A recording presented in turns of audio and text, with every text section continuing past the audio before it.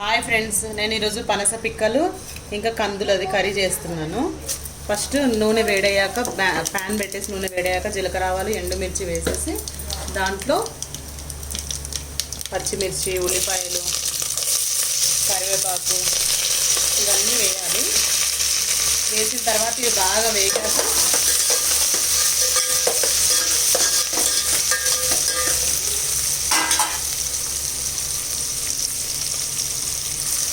ఇవన్నీ బాగా వేగాక అల్లం వెల్లుల్లి పేస్ట్ ఒక 2 స్పూన్లు వేసానండి. ఎందుకంటే ఎక్కువ ఉంది కాబట్టి బాగుంటుందని, ఫ్లేవర్ బాగుంటుందని అల్లం వెల్లుల్లి పేస్ట్ వేసి అది వేగగానే పసుపు వేసాను. పసుపు వేసాక నేను ఉడికించిన పనస పిక్కలు ఉన్నాయి. ఉడికించిన పనస పిక్కలు ఇలా తొక్క తీసేసి కట్ చేసి పెట్టాను. ఇవి వేయాలి.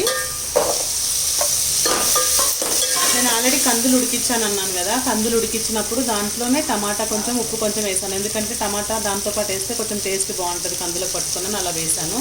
ఒక 5 విజిల్స్ పెట్టాను. కందులు నైట్ నానబెట్టేసి 5 విజిల్స్ పెడితే ఇలా అయిందండి. కందులు వాటర్ పడేయలేదు నేను, ఎందుకంటే వాటర్ మంచిగా కడిగేసి ఫ్రెష్ వాటర్ పెట్టాను కాబట్టి వాటర్ పడేయలేదు.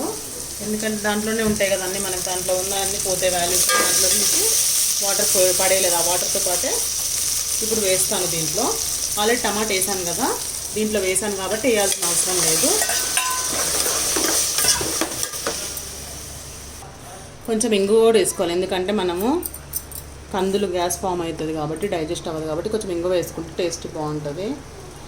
నేను దీంట్లోనే కారం వేస్తున్నానండి, ఎందుకంటే ఆల్రెడీ ఉడికిచ్చిందే కదా. కారం ఒక 2 స్పూన్స్ వేస్తున్నాను.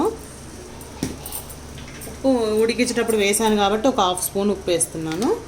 అయితే ఇది కొంచెం మనకు కావాల్సినంత గ్రేవీ, అంటే ఒక 2 గ్లాసుల వాటర్ పోసుకున్నా కూడా ఏం కాదు, ఉడికేటప్పటికి దగ్గరికి అయిపోతుంది కర్రీ. ఇది రోటీతో బాగుంటుంది, రైస్తో బాగుంటుంది. మనం ఇది సీడ్స్ వేసాను కదండి పనసది, ఇది మనము ఏం చేయాలంటే పులుసులాగా కూడా పెట్టుకోవచ్చు. చామగడ్డలు ఎలా పెట్టుకుంటాం, చామగడ్డల కూర ఎలా చేసుకోవచ్చు, పులుసులాగా చేసుకోవచ్చు. కానీ 2 కాంబినేషన్ బాగుంటుందని నేను ఇలా చేశాను. ఇది వాటర్ పోసేసి 2 గ్లాసెస్. తర్వాత దింపే ముందు కొత్తిమీర వేసుకొని దింపొచ్చు. ఒక 10-15 మినిట్స్ పెట్టిన తర్వాత బాగా ఉడికితే టేస్ట్ చాలా బాగుంటుంది. హలో ఫ్రెండ్స్, ఇక కూర తయారయ్యిందండి. దీంట్లో కొత్తిమీర వేసి ఆఫ్ చేసేయాలి. నేను కొంచెం గ్రేవీ ఎక్కువగానే చేశాను, ఎందుకంటే రైస్లోకి ఇది ఇప్పుడు నేను చేసింది. మనం చపాతీలోకి అయితే కొంచెం దగ్గరగా చేసుకోవచ్చు, వాటర్ తక్కువ పోసుకొని. కానీ చాలా చిక్కగా అవుతుంది. మనం ఇలా చేసుకున్నాం కదా, ఎక్కువ పల్చగా వాటర్ ఏమి ఉండదు, చిక్కగానే ఉంటుంది. చపాతీలకు కూడా తినొచ్చు. చూడండి ఇలా ఉంటుంది, కానీ చాలా టేస్టీగా ఉంటుంది ఇది కందులు. దీంట్లో మనకు ఫైబర్ కూడా ఎక్కువ ఉంటుంది, ఎందుకంటే పొట్టుతోనే వండుతున్నాను కదండి. చాలా బాగుంటుంది. ఇంకా కొత్తిమీర వేసుకొని స్టవ్ ఆఫ్ చేయడమే.